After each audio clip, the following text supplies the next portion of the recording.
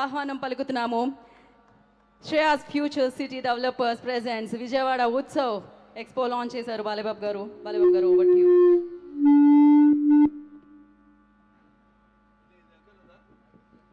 అందరికీ నమస్కారం.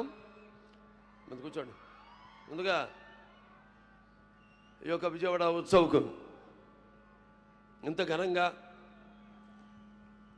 కన్నుల విందుగా ఆహ్లాదకరంగా ఈ యొక్క కార్యక్రమాన్ని ఏర్పాటు చేసిన ఈ విజయవాడ ఉత్సవ్ కమిటీ చైర్మన్ అయిన మొత్తవరపు మురళీకృష్ణ గారికి, అలాగే విజయవాడ పార్లమెంట్ శాసనసభ్యులు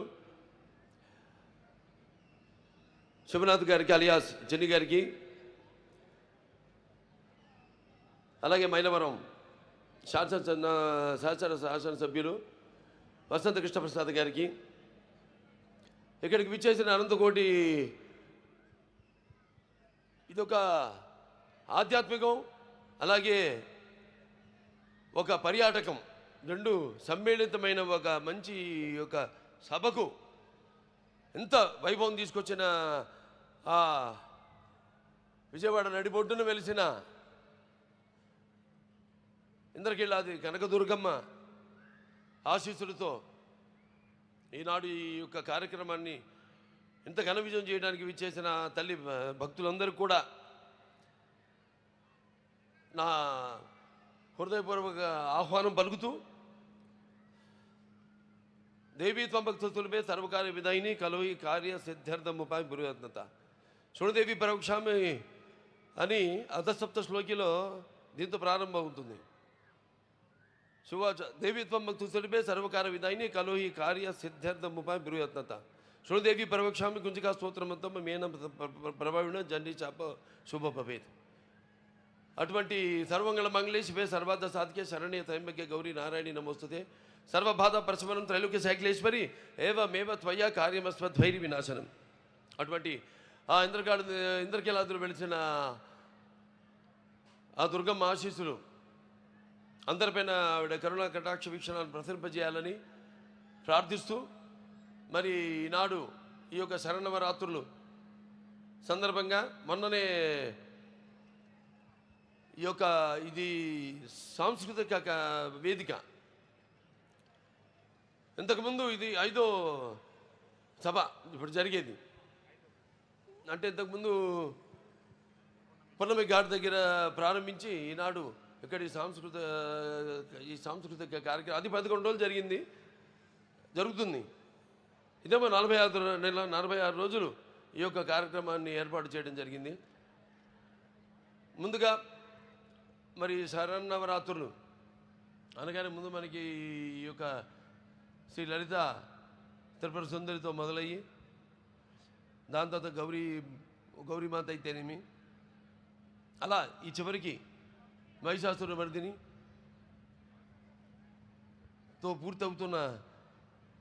కాబోతున్న ఈ యొక్క క్షేత్రానికి ఇవాళ ప్రతి సంవత్సరం ఎంతో వేలాది మంది భక్తులు రావడం, దీక్ష పూని ఇక్కడికి రావడం,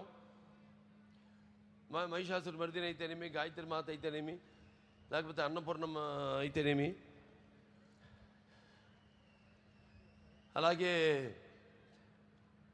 కాచాయిని దేవి, అలాగే మహాలక్ష్మి అయితేనేమి, ఇవాళ మరి లలిత దేవి అయితేనేమి, రేపు చండీదేవి అయితేనేమి, తర్వాత సరస్వతీదేవి, దుర్గామాత, అలాగే ఈ మహిషాసుర మర్దిని, ఇలా ఈ 11 రోజులు 11 అవతారాల్లో ఆవిడని అలంకరించి జరుపుకుంటున్న ఈ యొక్క తరుణంలో, అలాగే ఈ యొక్క రాష్ట్రం విజయవాడ వైబ్రెంట్గా ఈనాడు ఇక్కడ ఈ యొక్క సాంస్కృతిక కార్యక్రమాన్ని ఇంత అద్భుతంగా ఏర్పాటు చేసినందుకు అంటే సంకల్ప బలియే ఉంటాం. మనం చేసే మంచి పనైనా ఆ ప్రకృతి అలాగా దేవుళ్ళందరూ సహకరిస్తారని ఎంత అద్భుతంగా ఈ కార్యక్రమం ఈరోజు చూస్తున్నాం మనం.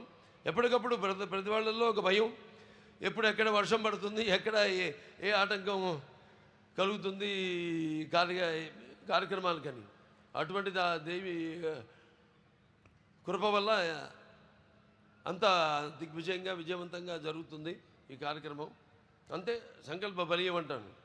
అలాగే చతుషష్ఠి కళలకు గానం చేయని మన భారతదేశం ఆ కళల వెలుగును ప్రపంచం నలుమూలలా ప్రసరింపజేసి మన దేశ ఔన్నత్యాన్ని చాటి చెప్పడానికి దోహదపడిన ఎందరో మహానుభావులు పుట్టిన మన భారతదేశం నిజంగా కళాఖండ దేశం అని చెప్పుకొని గర్వపడాలి. నిజమే, మన దేశం గొప్పదే, కళ గొప్పదే, కళకి చావు లేదు.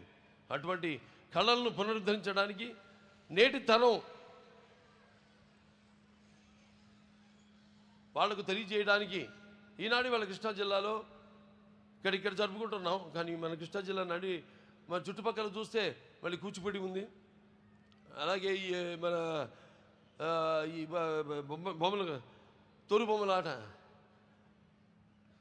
తోలు బొమ్మలాటలకి అయితేనేమి అన్నిటికీ ఎంతో ప్రసిద్ధమైన మన ఈ కృష్ణా జిల్లా. అందున ఇక్కడ విజయవాడలో ఈ కార్యక్రమం జరుపుకోవడం అంటే ఇక్కడ ముఖ్యంగా చెప్పారు సినిమాలకు కూడా ఇది ఒక కేంద్ర బిందువు అని. విజయవాడ నాకు ఆ రోజులు గుర్తొస్తాయి.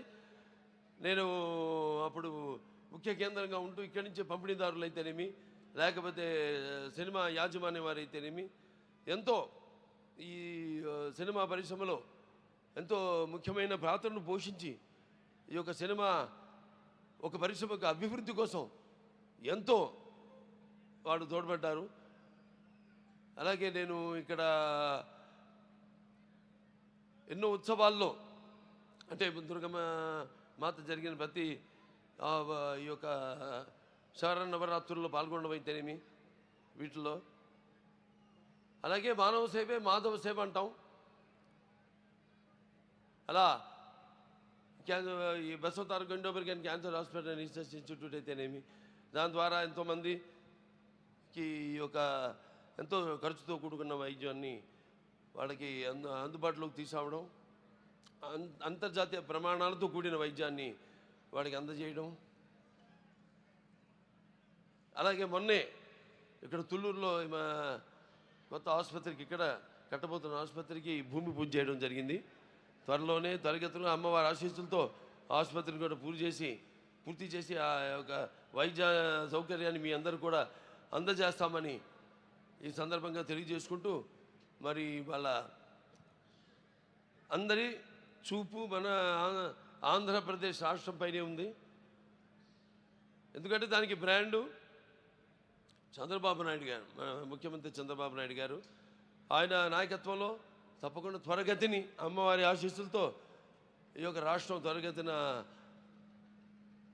అభివృద్ధి చెంది, ఎన్నో ఆటంకాలు ఉన్నాయి, ఎన్నో ఈ యొక్క ఆర్థిక సమస్యలు ఉన్నాయి మనకి, వాటిలన్నింటినీ అధిగమించి రాష్ట్ర అభివృద్ధి కోసం 24 గంటలు పనిచేస్తున్నాడు ఆయన.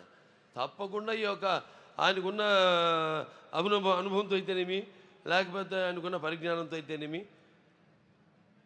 ఈ యొక్క రాష్ట్రం త్వరగతిన ముందడుగున మన భారతదేశపు పట్టంలోనే సువర్ణాక్షరాలతో లిఖింపబడిలా త్వరగతిన అభివృద్ధి చెందుతుంది అని సందర్భంగా తెలియజేసుకుంటూ, మరొకసారి ఈ యొక్క మంచి కార్యక్రమానికి నన్ను ఆహ్వానించినందుకు కమిటీ చైర్మన్ ముత్తవరపు మురళీకృష్ణ గారికి, అలాగే మా పార్లమెంట్ శాసనసభ్యులు శివనాథ్ గారికి, అలియాస్ చిన్ని గారికి, అలాగే ఇక్కడ మైలవరపు శాసనసభ్యులు వసంత కృష్ణ ప్రసాద్ గారికి అందరికీ, అలాగే ముఖ్యంగా ఈ సాంస్కృతిక కార్యక్రమంలో పాల్గొంటున్న నా తోటి కళాకారులందరూ కూడా నా అభినందనలు తెలియజేసుకుంటూ, నా కృతజ్ఞతలు తెలియజేసుకుంటూ నేను సెలవు తీసుకుంటున్నాను.